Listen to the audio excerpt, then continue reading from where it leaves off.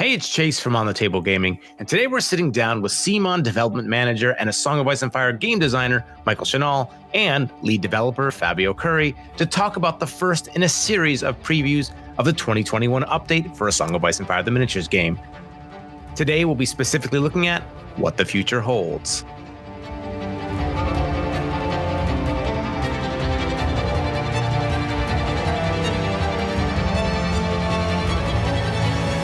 It has been far too long, Chase. Welcome back to the show, guys. Hey, guys. Great to be here again. Oh my gosh, I can't believe it's been almost a year since 1.5 update, and here we are again with some really exciting stuff to talk about. So I thought maybe we could jump in starting with the Greyjoys and talking a little about what was spoiled this week about them, and then talk about this amazing update that's going to be happening in 2021. Sure. Tell us a little about, the general play style for those maybe who aren't in the know of what the Greyjoy are going to be like. So with the Greyjoys, Chase, they follow into two major aspects of the game. They're a very aggressive faction. They're very glass cannon as their defensive stats and their morale are not the best, but they have a lot of regenerative capabilities.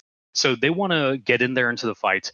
They are not the most sustainable when it comes to their defensive stats, but they do have an element of sustain when it comes to being able to recoup their losses. In addition to this, they have a unique pillage mechanic through the faction, which basically rewards them for killing the enemy. So they can start to snowball their effects, and each unit will get stronger the longer it's in combat, the more it actually destroys, reaves, and pillages. So at the very end of the game, you're going to have some just super powered units if you manage to keep them alive. So it's a very careful balancing act between having these very fragile but very aggressive units and being able to maximize their best capabilities and deciding who lives and who dies. And so we've got these hardened raiders that are going to be striking the shores of Westeros. Fabio, how are they going to be gaining these pillage tokens? That's kind of the core mechanic of the faction. Well, the pillage tokens are gained when they destroy enemy ranks, when a unit destroys enemy ranks. And each Greyjoy unit, not all, but most Greyjoy units will have benefits when they accrue pillage tokens, either gaining attack buffs or defense buffs and other little things, which I won't mention right now. But pillage tokens are actually very interesting because even though units are limited to 2, you will find that it's still difficult to gain them, and destroying enemy ranks is a core element of the game, right? Because units have different attack values on different ranks. So that's something we wanted to reinforce with this faction. It will be very interesting to see how players find the right synergies and combos. So, they're a little bit like a bully faction then, where it seems like they want to take down, quickly take down weaker opponents' ranks and then use the advantage they have there to kind of sustain it. Is that right? But they have to win first. So if things start going south for them, I guess they have to kind of recoup and rethink their strategy. Because if they don't get an early advantage, it might be an uphill battle for them. So Greyjoys are kind of an all-in sort of faction where you have to make quick decisions early game to try to stand your ground through the mid and late game. Another interesting element about the Greyjoys, though, is that they do have mechanics to help them recover from some plans that did not go exactly well, I guess, as planned. Because just charging headlong to the enemy and hoping for the best it's a very raider mentality, but that's also how you get a bunch of guys killed. So they do have a bunch of tricks to actually recoup from failed plans. And pillage mechanics, there are other means of getting them, of moving them around. Again, with the Greyjoys, it's a very aggressive faction. But I want to bring back to that element of deciding who lives and who dies, because sometimes you'll need to sacrifice a unit or just go okay, well, I was investing into this unit to make it turbocharged and super powerful, but it's going to die. Okay, no hard feelings there. Sorry, guys. Necessary sacrifices. Let's move on to focusing somewhere else. So there's a kind of a balancing act when it comes to Greyjoys about getting invested in a specific unit and going man, I really want to power these guys up. I want to make them really cool and everything. But also knowing not to go necessarily all eggs in one basket, all in on this one unit, because it can die just like anything else. And when that happens, if you've put all of your hopes and prayers into making sure that this unit's going to win you the game, that's not good. So you need to have this combined look at all your forces and know when it's time just to cut your losses and then focus somewhere else. It sounds like this is going to really reward like skillful play. But, so the game's been out for almost 3 years now, and we've had a lot of experience with different factions rolling out. And a lot of times there's kind of a slow burn where you get your core set and then you build up your forces slowly with releases as they come out. How are the Greyjoys going to be hitting the shores? Like, what does the troops available to them at the start look like? I'd like to first count how many times you can actually make a parallel with raiders, like hitting the shores. I think this is your second or third. Ding, ding, ding. Well, apart from the starter box where we have 2 units of Reavers and 1 unit of Harlaw Reapers and a unit of Bowmen, we also have 2 unit boxes coming out with the Ironmakers and Trappers, as well as Hero Box I. These are all released simultaneously, and they will give players a lot of list building options, as well as a clearer sight of what this faction does, and especially the Hero Box, right, which will show all the alternative options and playstyles.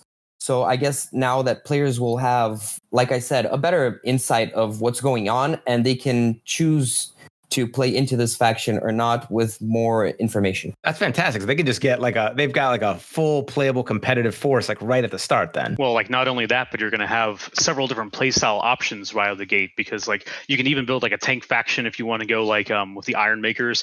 You can build a very skirmishy force if you want to focus on like Bowmen and the Trappers, or any combination thereof. So you're going to have numerous play styles right out of the box, just even looking at the units. And that's even discounting like the entirety of the hero box, which, features a bunch of different commanders, NCUs, and every of your options there.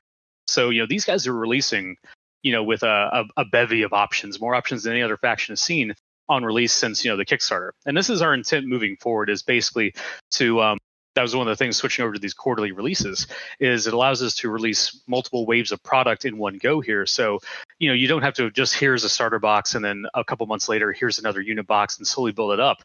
You're just getting everything right out of the gate here with, advanced options. That's amazing. So you can choose to buy it in a slow burn, or you can get everything right at the go. That's amazing. Oh man, I'm looking forward so much to seeing more about this. And spoiler here, in the weeks to come, we're going to get to have some future conversations about this in more depth. So I'm really excited to dive in and learn more about how these synergies within the Greyjoy units work. But I guess maybe thinking more about the larger visions in the flame, this is kind of an interesting time for this faction to come out, because you're previewing the 2021 updates. So is the Greyjoy faction going to be balanced for the 2021 updates, or is this something that's kind of coming out in the older set? So let's, I guess, first to recap for anyone who has not gone over that article of the Visions in the Flames 2021 update, is essentially in Q2 of next year, we are releasing our updated faction packs for the game. And this is every single faction is receiving one of those. Actually, sans Greyjoy, because at that time, there's not going to be enough stuff to be released. And plus, you'll have it all by buying that faction. But essentially what these faction packs are, is we have spent the last, I actually don't even know how long, because time has just become kind of meaningless and run together. But so last year, you've seen that we have our 1.5 update. We did some key unit balances and retweaks. This is basically that same thing done on a game-wide scale. Now, as we said in the article, that can seem like a scary concept of like, oh my God, everything's changing. But that's not really here. I mean, to be honest, 80% of the units that you're looking at are kind of remaining the same. This is basically a bunch of like minor math tweaks, and also just some philosophical, let's go ahead and say that to sound more grandiose than it actually is, kind of retweaks and balances to some of the core game mechanics that we're looking at. Basically, we were making these card packs as a means of everyone to get duplicates of all the cards that they were using, unit cards, everything in the faction. And since we were doing this already, we decided to take this time to just do a full look at everything in the game, since this seems like it would be a good point. Hopefully when this comes out, the world will be returning to some sense of normalcy, and people will be socializing again. It just seemed like a really good time to be doing this based on a product that people have been asking for, faction packs and, cards for, all the updated stuff. We set out to, do this, just relook at everything in the game that we wanted to touch. And as I said, most things stayed the same. This was mainly a pass to talk about streamlining wording, fixing some ambiguity in that, and toning down some elements that we did not really enjoy seeing in the game. And I want to keep stressing that this is not some big, massive game changer here. So this isn't like a 2.0 version? No, and I would never use that term to describe this at all. Okay. And I want to say that if you're coming into this expecting something like a 2.0, you're going to be disappointed, because this is really just a bunch of kind of just nerdy math tweaks, if we're being real honest. And then just streamlining of things like tactics cards, for example. That's something we didn't touch in the past because it was a physical component that we didn't want to mess with because we didn't have a means at the time to provide those. But this faction pack gave us a means of doing so. So we went full in to, look at tactics cards, streamline wording on things like that, because things have changed in the last 3 years, from the initial Kickstarter, pre-launch and everything to where we are now. But going back to your question about the Greyjoys. So that's actually one of the reasons why we are bringing this kind of to the attention of people so early, because these are coming out in Q2, which is a lot closer than people expect, but it's also fairly far away. But one of the reasons for this is because the Greyjoys they were designed with all these changes in mind, which, as I said, really just kind of means that there's some 8 to 16% math tweaks here, like attack dice values of 8 or down to 7, to hit values of a 3 plus or a 4 plus, things like that. But more so, it's their wording on their abilities, their tactics cards, and things like that. They're shipping with the Greyjoys. So, they're basically going to be the premier faction for these. And because they're coming out technically before the faction packs in Q2, we needed to prep people to, make sure that they're aware of these changes that are happening. Now, of course, this is not going to affect gameplay in any means. You can play Greyjoys against everything current, and it's going to be fine. Just you might notice on some abilities that are, previous versions, like hit and run or like overrun, some of those things, the wording is going to be different, but the effects should by and large stay the same. The ones that aren't, like overrun, I'll actually cite that as an example. The effect on that slightly changed. We will probably be handling that via a FAQ transition. But the thing is that this is going to affect all of about a month or two before, as the Greyjoys are out, before these card packs hit. So we really just need to bridge that gap a little bit. But that is something to be aware of. That is going to be a bit of a transition period you'll see in between that time.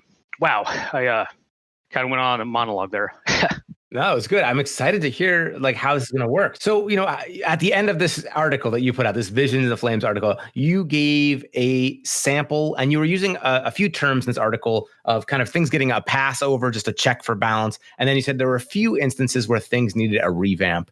And you gave an example of Stag Knights for House Baratheon, and they just look phenomenal now. How do they kind of embody some of the design philosophies of the 2021 update? Okay, so that's a tricky question, because the Stag Knights are actually ones that were had suffered the most radical changes. So they were almost completely overhauled, where we kept some of their aspects of attack, but we changed them in their ability, because before they were an 8-point unit, but they could easily be punched upwards by a 5-point unit or a 6-point unit that had a specific sort of toolkit or something like that.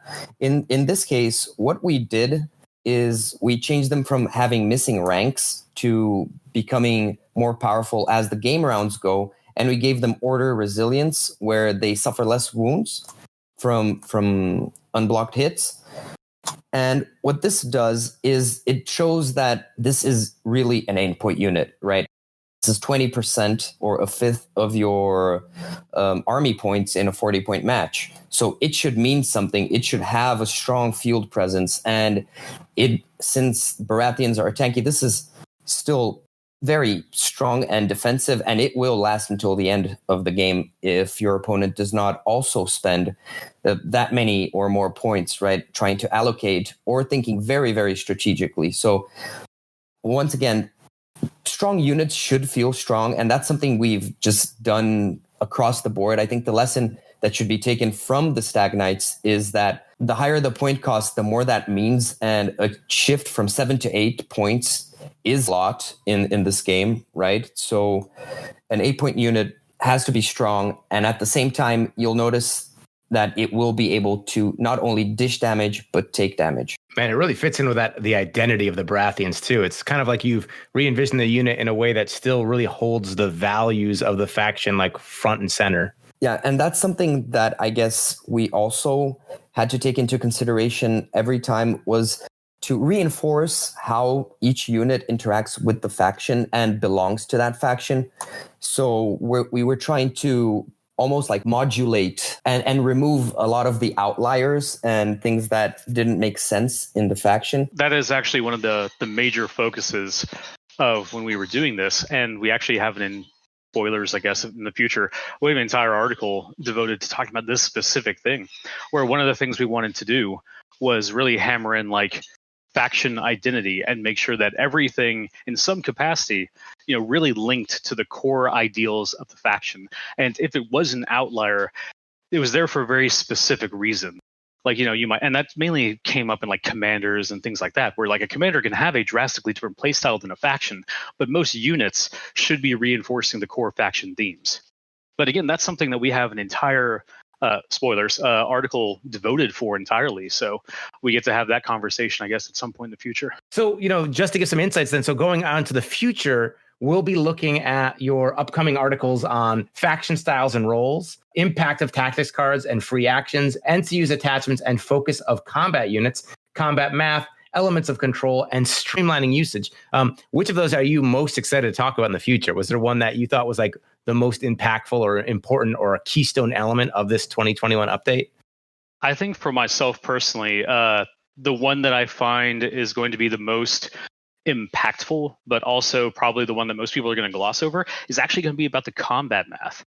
I think that's going to have the largest impact. Well, they all have pretty substantial impacts in tiny ways. It's like, again, this is not like we're throwing a giant boulder into a lake. This is just basically small little ripples that are happening. And I don't think that, and that's one of the reasons why I like having these, chats with you, Chase, here, is that we can get this out to the player base, is really just kind of like, hey, these are some things to expect and see coming forward that might not be apparent, just as because there's a difference between just getting a faction pack and going like, oh, all my stuff is new and cool, and actually kind of having an understanding of like, oh, these are some things to look out for that actually might be different in the game.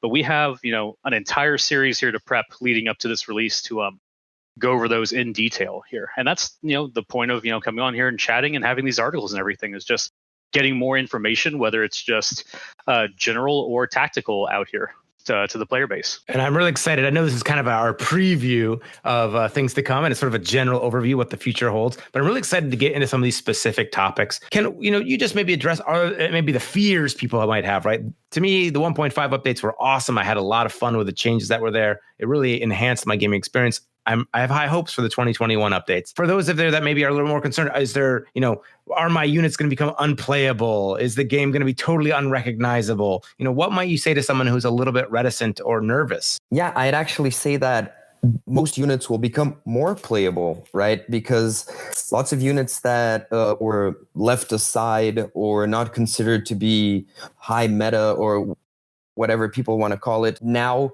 have been repurposed into better roles. Like we said, they will be closer to their faction theme, and you'll see that units will start to tend to synergize more, where you actually want to have variety in your lists. And I think that's very interesting. That's what people like. At least I suppose that what most people want when they want to list build, right, is to have some sort of variety. That's why you buy different units, I guess, and they'll be able to implement that. Has any faction had its identity change? Oh, absolutely not. Like I said, this is not some like 2.0 edition or anything like that. This is just the standard like refinements that we've done every single patch update since the game's launch. Like, from 1.1 up until 1.6 will have been the last ones be released at the point of when we're talking about this. There's not been any big sweeping changes. It's been minor refinements slowly over time just to make the game better. And that's continuing what this is. Just again, we had the opportunity to do this on a scale that we didn't before, so we took the opportunity to do so. But the point of any of these updates is just to make the game better, make the game more enjoyable, and make sure that everything in the game is just super cool. I mean, that's really the intent. I mean, for every single game that's out there, the worst feeling in the world is like, man, this thing is really badass. This thing is really awesome. It's also entirely unplayable. I have, over my 20 plus years of wargaming, I've had that soul crushing bit happen to me several times, and it's you never like seeing that. You always want to be like, I think this thing is really cool. I want to be able to play this cool thing, because that's so much to ask. And so really, we're just refining things and trying to make sure that that's the most enjoyable experience that you can have. So like, you're going to play what you think is cool. It's going to work for you. Your play style, you're going to find your play style. You're going to take what you think is cool, and it's going to feel like, when you're playing against an opponent that's doing the same thing, you'll both have an enjoyable experience, win or loss. That's the whole point, is just to, again, it's all for the greater search of just balance and refinement. I thought you were going to say greater good. I was really trying to avoid saying that, for the greater good. Well, I'm really excited, and thank you so much for taking the time to come on the podcast to talk about this. And in the weeks to come, I'm looking forward to jumping in and kind of digging through some of these articles that are coming out. It sounds like you guys have been busy over this past year. I've missed talking to you guys so much, and it looks like you guys have been putting in work. Yeah, definitely. We've had a lot of crunch time, but finally, we've had enough time where we have 3 to 5 years of hindsight through this game, and we can tweak globally. That's what we're doing. This is a global little tweak. I guess if this were a digital game, people might not even notice. This would be just like a patch note, and it wouldn't even be perceived. But since this is a card game and a miniatures game, with cards, and the wording is very delicate, we do believe this is just a general improvement that we've taken a lot of time to do. We put a lot of thought and consideration. And once again, I'd like to really reinforce that if you choose to buy a faction, you usually choose it for theme or playstyle, and none of that has changed, right? This is not at all anything regarding theme or playstyle. I mean, when it comes down to it, this is something that, to the scale that we've been wanting to do for a long time. And it started as like kind of like what if scenario, like what if we could go back and change everything? And then, all of a sudden we had the capabilities of doing so and we had a timetable for it. And once that became apparent to us, that allowed us to move forward on this. So it became full steam ahead. And like I said, it has not been any major changes, but the raw level of just evaluations across, all the major factions, all the units, all the commanders, all the tactics cards, it adds up, and each one, received its, full dedicated spotlight, when we were looking at every single aspect of every single element of these factions. So, it's been a lot of work, but I'm very proud of everyone involved. And, I really hope the player base, likes everything that they see when they come out. Well, I know we're excited, and I'll give you a preemptive thank you for all your hard work in this. Any preview what's coming out next week? Not to be greedy, but I know this week we had the overview of that the Greyjoys are launching with their several of their boxes. We got to see this overview of things that might be in the future. What's maybe next week look like, or can you not say? I kind of figured, Chase, that your little birds would have told you that, but I guess you just have to wait and see. Oh, are you kidding me? All right. Till next time, then. Thank you guys so much for coming on here. I'm really excited to see what comes out next week. And for those of you guys listening, I hope you guys are also anxiously awaiting, and we'll see what comes out in article form, and we'll recap at the end of the week. And in the meantime, I hope you get your miniatures on the table.